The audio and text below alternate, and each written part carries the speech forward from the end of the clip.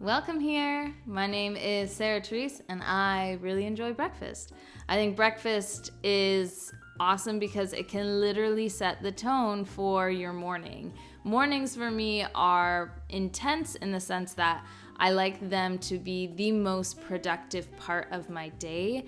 If I'm productive in the mornings, if I am fed well in the mornings, if my family is fed well in the mornings, we tend to have really beautiful days that lead on from there. So even a really good breakfast can help with that. So I thought it'd be cool if I shared with you guys what I made my family of 7 for breakfast over a week's time.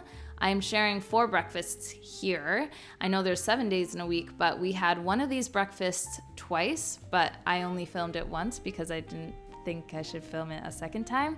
And I also have kids that do love a bowl of cereal or oatmeal, or I do cinnamon raisin sourdough loaves, which are amazing toasted with butter and honey in the morning. So, and those seem pretty basic, but I wanted to share with you guys some other things that I like to do, that I just started doing, that I'm learning from, and I hope this inspires you for some of your breakfasts. So I'm going to prep some hash browns because you can do so much with these. I find that I will throw these into a soup even. I want to make more of a proper hash brown patty. Keep on watching and you'll see I made them and they were okay, but I need to change up this recipe a little bit. I used to do this all the time with sweet potato, and now I'm trying to do it with just red potatoes. Next time I might do more of a yellow and see how that goes. But what I'm doing is grating my potatoes, soaking them in an ice water salt bath for about 20 minutes, half an hour. And then I'm going to really rinse out the potato hash. I'm going to press it, get rid of all those starches. I want this water to run clear. This is going to help your potatoes crisp better and not brown heavily.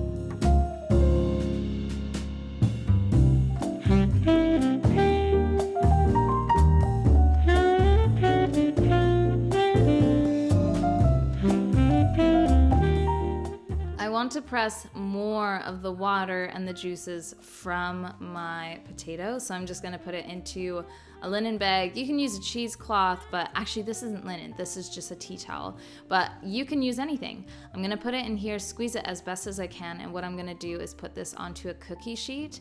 I actually had enough potatoes. I had 12 here that I grated, and that's enough for 2 cookie sheets worth of hash brown.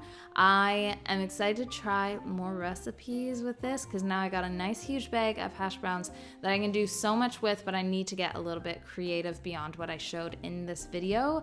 I even thought of doing more of a hash brown egg patty with some like spinach and goat cheese fried with like butter. I don't know, doesn't that sound good? Or lard. Oh my goodness, that sounds great. So anyway, I'm going to figure that out, but for now, just for prepping purposes, I'm putting it kind of flat onto some cookie sheets. I'm gonna put it on a low bake setting just to help remove more of that moisture for about an hour, no more than that. And while that is happening, I'm going to go into my fridge and grab some vegetables that need to be frozen. So this is what I usually do. I like having frozen vegetables on hand for some breakfast that I'll be showing in a bit. And the vegetables I like is spinach or a kale or herbs. You can chop them up, put them into a stasher bag. I really enjoy these bags. I've had them for years and they have not failed me. I put them in, and I think these are linked to my Amazon storefront, which is linked down below if you shop my kitchen. But they're just perfect because they're reusable, dishwasher safe. So I have a bag full of like a green leaf vegetable. This time it's spinach that just had to get frozen.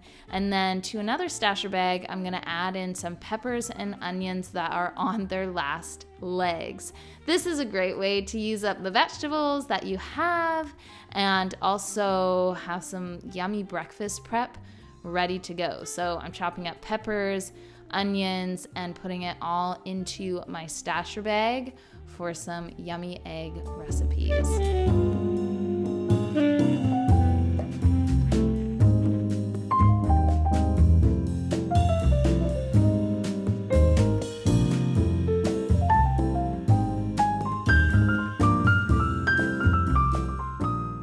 everything is chopped, I think I even threw in some green onion, some sweet onion that I had that was left over from burgers that I was like, I just gotta put this somewhere. It's going in here. Once it's all chopped, just close up your stasher bag and put it in the freezer, and it is ready for you to use. This is so convenient to have and helps me not only get my veggies in, but actually make sure I have a good filling breakfast. So those are done. And now we're moving on to something that you just need to know about. So these are my sourdough biscuits. It makes about 12. You can make these just whenever you have a spare 10 minutes. Throw them into the freezer and bake them from frozen whenever you need them. It is so convenient, and I'm excited to tell you guys about my recipe. So you're gonna take 2.5 cups of flour, 2.5 teaspoons of baking powder, 3/4 teaspoon of baking soda, 1/2 teaspoon of salt. Mix that together really well, and then you're going to cut in 2 1/3 cup of salted butter, nice and cold. I use a pastry cutter to do this, and then you're gonna add in your sourdough starter. I like using it bubbly when I can, but you can use discard here. That's 1 1/4 cups of your sourdough starter. I add in 1/3 cup of milk. I'm actually using chickpea milk here, but you can use any kind. And then plus a little bit extra if you feel like your dough is getting dry. You're going to mix this in with your fingers, put it onto the counter, and then make sure everything is well combined, no dry spots. Go ahead and take a glass or a cookie cutter and go into your dough and start making biscuits. Something you want to make sure you do here is that you're not taking your glass or your cutter and making big swishy circles and going around and around, because you're going to lose your nice layers that puff up when they bake. So just work at pressing down into the dough. I like doing this sometimes at the beginning of the week, because then I just have biscuits ready to go for whenever I need them. I just throw them in the oven and we're set. Or I will do this the night before when I'm like, you know what, the next day, it'd be really nice to have some biscuits and cream. So that's what I'm doing here. I'm prepping them today, and then I'm having them the next day. It's so convenient and so easy.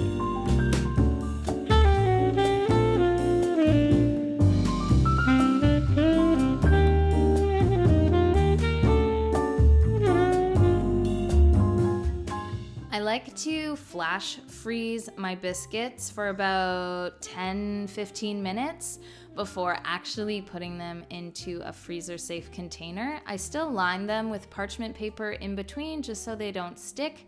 I use the parchment paper that was already on the sheet to begin with, which is great. And you also saw that I stuck my hash browns into the freezer. I'm gonna flash freeze these as well for about an hour. Flash freezing them on the cookie sheets is gonna stop them from sticking together like crazy in one big solid lump in my Ziploc bag. All the same, I did heavily overfill this, so it was still a little bit frozen together, but a few shakes of the bag and it actually released quite nicely. So I'm gonna put everything into my Ziploc bag, seal it, and then it is ready and prepped for me to use. So now let's finally go into me actually making some of these breakfasts. I have biscuits and cream with jam and hard-boiled eggs for my first breakfast. This is me using my sourdough biscuits that I previously prepped. I'm going to bake them frozen at 450 for about 20 minutes. These are, again, you can just see I'm just placing them out. You can make like a huge batch of these or just a small batch, whatever you prefer. I just made a small batch here, but sometimes I will like pre-make a ton. I love this too because it's super hands-off. You throw the eggs into the water to be boiled. You throw the sourdough biscuits onto the pan. It's not high maintenance, it's easy, and they bake wonderfully. The sourdough gives them such a good tang, and we devour these in a breakfast time, and they're all gone. With our biscuits, we do enjoy having some sort of a cream. So this is some local cream that I have from our farm just down the road. I'm gonna add in some cream, a little bit of cane sugar and vanilla. I'm going to whip it, not so it's whipped cream, a little bit runnier than that. And then I thought I would just do hard-boiled eggs on the side because most of my kids really, really like these. And my baby can easily grab the little pieces that I cut up for him and put it in his mouth. So we take our hard-boiled eggs, we move that pot around to just release the shell. Me and a kid will work at shelling them, and this is what we have. It's delicious, it's quick to make, it's yummy. I don't have any of the cream because I gotta stay away from dairy, otherwise my eczema is gonna go crazy. But with just my homemade jam, and I can link that video of my homemade jam down below. It's so easy to do. It literally takes minutes. Use frozen berries to do it. It'll change everything for you. I'll link that down below, but it's delicious all the same. So next we are doing an egg skillet.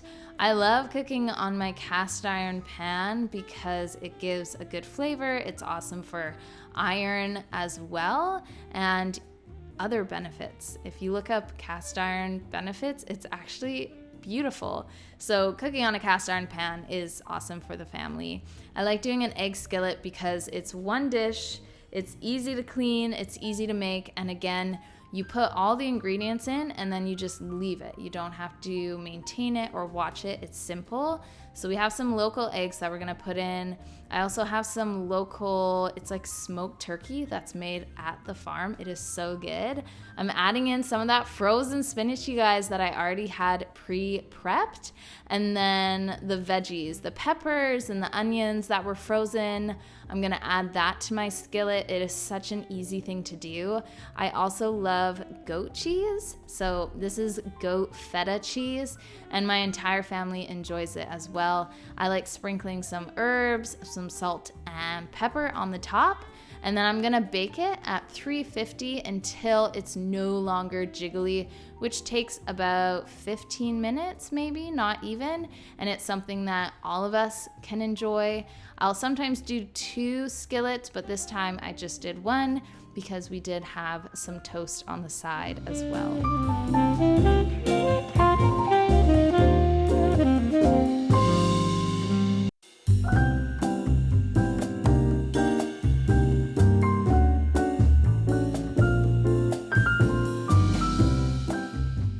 Okay, so this next breakfast is really quick and simple. All I did was heat up my cast iron pan with some butter. I put my hash brown into it and I just left it there to cook to release a bunch of those juices until it got super crispy. I seasoned it with salt and pepper, and then I did some local eggs on the side. I just cooked some of those up. P.S. If you do red potatoes and keep the peel on, 9 times out of 10, it is going to turn your hash browns quite gray. They taste the same, they act the same, they're just a gray color, which can, if you have kids like mine and they're like, what? Why is this gray? It can be hard to explain to them and they may not appreciate it. But all the same, this breakfast was quick. It came together. I had some leftover sourdough banana muffins I thought we would do. But on the hash brown, I added ketchup, hot sauce, and sauerkraut, which this combo, this trio always saves the day. But what I need to do is figure out some other recipes to do with all these frozen hash browns. I thought maybe I could even make like a hash brown casserole with them.